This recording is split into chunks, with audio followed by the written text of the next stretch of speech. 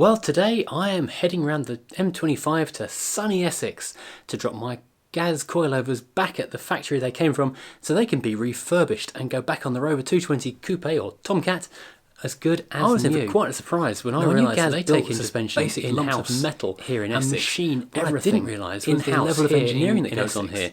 I was in for quite a surprise when I came into the factory and realised that they machine everything from bar stock and lumps of metal to create every metal component apart from the springs, which are brought in from Sheffield, to make them from scratch. The housings, the hydraulic shafts, all the valve gear, it's all machined here in-house on this row of virtually classic automated machines, or the slightly more modern CAD stuff.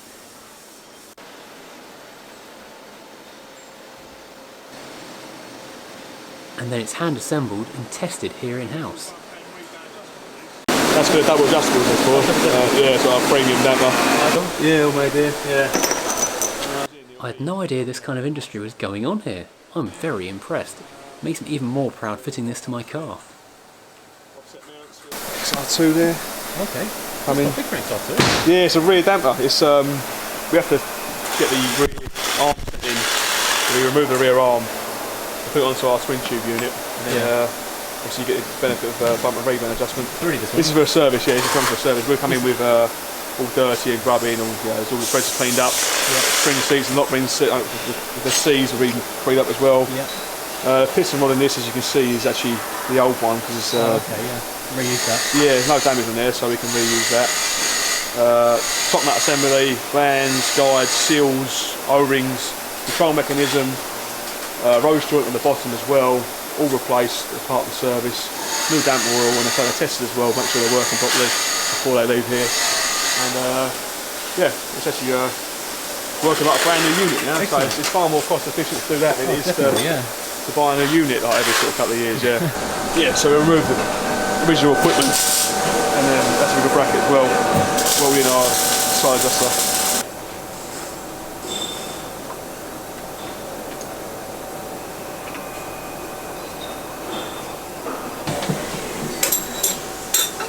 Every damper is tested before they leave the factory to make sure they're working correctly. Tested a full soft place and full hard place there. Make sure the biggest one up, so make sure they're all working correctly before they go. Byron from the Gaz took a look at my old suspension and talked me through what was going to happen to it. Basic service when we start these is we'll remove the top mount assembly, take the spring off, free up the spring seat to restore the adjustment of height on the unit, and then the unit is stripped down, piston rod assessed. All the top nut, glands, seals, guides, the whole internal assembly is replaced. New damper oil, control mechanism is also replaced. We'll update the valve to the latest spec. The new just has a 4-click rotation of 8, so a bit more easy to fine tune the setup. And then we'll chop glass of the actual body itself. Tends to be replaced and comes back looking nice and shiny. Gives the spring a nice clean up. And it'll come back looking quite new to a degree. All put together, ready to bolt straight back on the car. Excellent. With the dial printout as well. Now, while things are literally up in the air waiting for these shock absorbers to come back, I figured now would be a good time to give the wheel arches a good clean, repaint the suspension and get it all looking like fresh and new, ready for shiny new coilovers and whatever else comes back. So I'm trying to work out what the best thing to do. I figured, why not snow foam it? I've never snow foamed a wheel arch. Let's do that.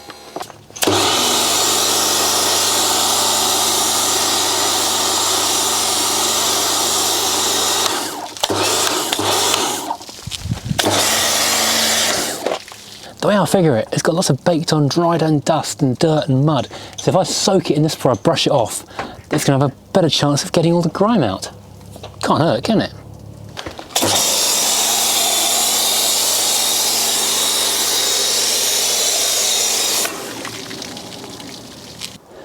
I might have got carried away here. I think I may have gone further than planned. Oh well, at least it'll be shiny. Now, let's power wash this off underneath.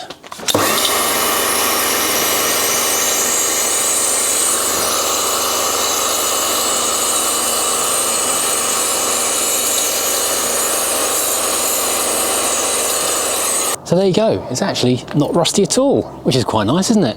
So what I'll do is I'll let this dry and give it a bit of a wire brush once it's dried off, which will be tomorrow I think. It looks like it might rain tonight. And then give it a decent coat of some kind of rust-proofing underseal stuff. I'll see what I've got in the garage. Something nice and shiny and black. I'll do the suspension components as well at the same time, so it all looks smart and lovely when it all comes back together. While I've got you out here in the drive, I'll show you something new and exciting. Yes, we now have transparent backed Furious driving stickers. So if you want to put a Furious driving sticker on a car, on a window, on paintwork or wherever else, but you want the background to show through rather than the big white background, which I wanted to do on this car, you can now order from the Redbubble web shop Furious driving see-through stickers, which I'm very happy about. That all dried up really well, and I've got quite a decent key wheel. Well, I've brushed it, but most of the loose stuff has come off. So now, well, maybe I'll brush it a little bit more, and then I'll give it one more brush because there's still loose stuff just falling away. This bottle of Tetra Shuts spray-on underbody protection, excellent rust protection and deadens noise and a textured finish, has been in my garage for quite some time. I don't know if you can tell from the outside of the can. It'd be quite nice to have that gone. This Tetra Shut spray thing has also been in the garage for a very long time. I've never actually used it, so I'm hoping this is going to go well. I've put some cardboard down, so I don't know if this is going to drip and spray and make a horrible mess, which we'll find out shortly, but luckily it's a lovely hot day, so at least it'll cure nicely. I'm going to bash it off with a screwdriver. So that went exactly as planned. I'm sure you are meant to hammer a screwdriver through there and lever it off. I can't see any issues with that. But damn, this stuff is runny.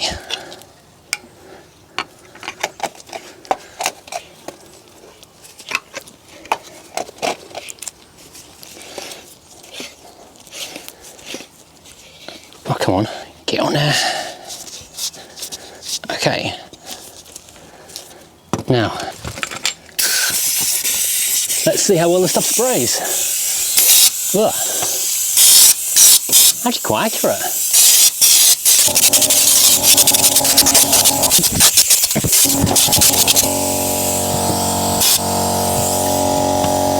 Much less overspray than I expected. I just need to quickly wipe off the exhaust pipe because that will look mucky otherwise.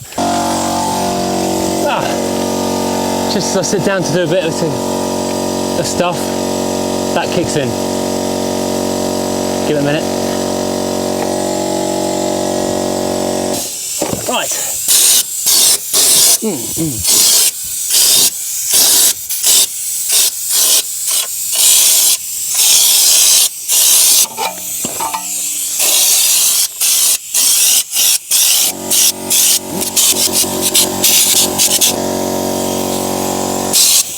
There is a plastic cover here, which, to be honest, I could do with taking off, but the screws are all basically rusty and knackered, and I can't get them out very easily without causing a lot more work for myself. So I'm going to live with the fact that everything that's exposed is undersealed and Tetra Shut,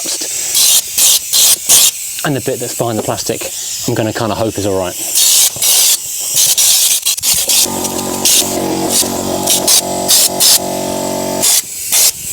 I also know I've just shut some plastic panels up in the top there, but at least it will stop the drumming sound and make the car a tad quieter perhaps. Yeah, very smart and hopefully quite rust proof. Now to the other side, which is a repeat, and I can't get the camera around there because it's too tight to the wall, but you'll have to imagine it. I just thought, since I'm out here, I've got the gear out, it's a nice warm day, I've probably got most of the canvas stuff left. Let's see how much of the floor I can actually get done while I'm all set up. It'd be nice to keep the car rust proofed a bit longer really, wouldn't it? Well, I did jet wash it the other day anyway. So yeah, I've put some high level protection against the rather nice 3-ton Draper axle stand. Well, this will wipe off with petrol anyway, but let's not make them mucky anyway. They're still shiny and new.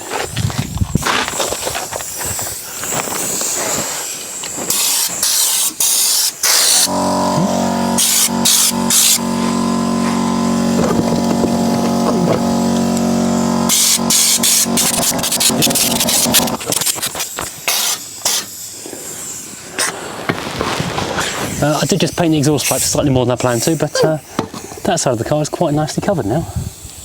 That's amazingly fast. Well, this hasn't done every single nook and cranny, but it's covered pretty much, well, most of it really, and rust-proofed the bulk of it. Well, it seems a shame not to do it on a day like today when it's beautifully warm and the car's raised up in the sky anyway on these big solid axle stands. Lovely. Hopefully that won't rust quite as badly. Hopefully it won't rust quite badly. And I will give that a quick coat of... And I will give it a quick coat. Rustproof and blue paint. And rustproof and blue paint. Before that goes back on the ground. Before that goes back on the ground. I might even find out what this strange echo is. Ha ha. Right now, while this is all drying underneath the car, let's do something on top of it, because to try and sort out the cold running, which might be the source of my high emissions for the MOT, I quickly changed the thermostat. With a trade account at Euro Car Parts, that came in at about £3.50, so it's not exactly throwing money at parts just in case. Well, it's throwing money at parts just in case, it's just throwing very small amounts of money at things just in case. Now, I could have read the book and worked out where precisely this lives, or I could just take this off and hope for the best.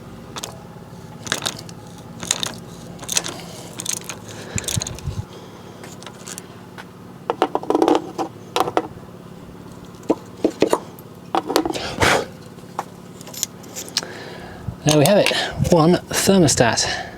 Whoops, which doesn't want to come out. Damn, that's dropping a lot of water straight over the... Damn it.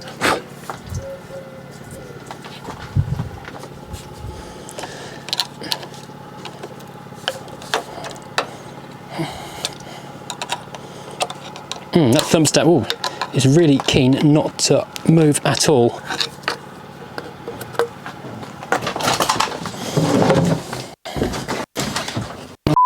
Weasels.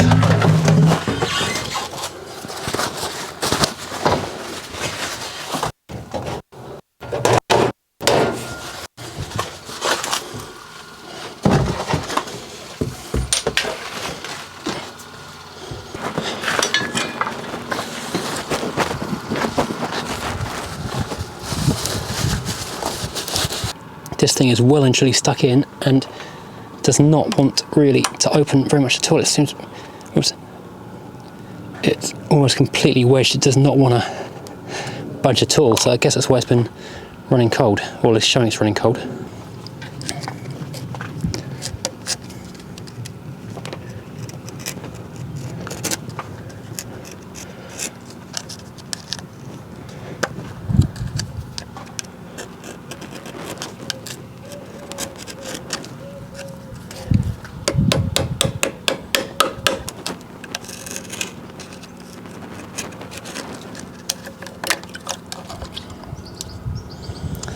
One rather dead looking thermostat.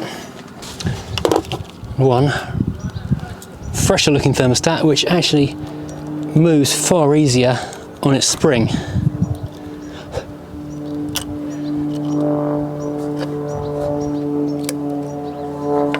One rather dead looking gasket. I seem to have covered literally every base with this thermostat, with its gaskets, because there's 5 paper gaskets and 2 rubber gaskets, and all I actually need is this one paper one. Where'd that bracket go? There we go. Nearly forgot to put that little bracket on the side.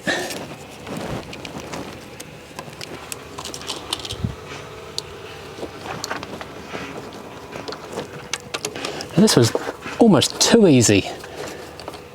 I'm sure I've done something wrong. I can't have done it that quickly and that easily without any issue. I saw another YouTuber, who I'm sure you are aware of, changing a thermostat on his Rover a week or 2 ago. He had loads of hassle. Nothing fit, couldn't get a spanner onto it. Had to take off the intake manifold off to get there. I think maybe this is a different generation of Rover when things were planned a little bit better perhaps. I'll check the torque figures for this in a minute, and if I need to torque it down to a particular point, I will do, but for now it's just down to one hand ugga-dugga.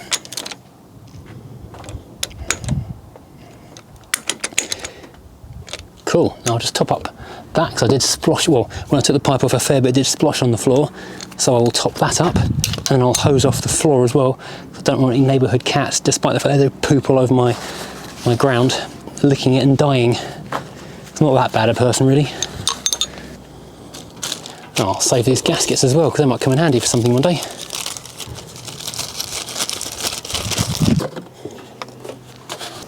I thought I'd lost quite a lot of fluid, but it turns out I hadn't really. It's only just down below the minimum point.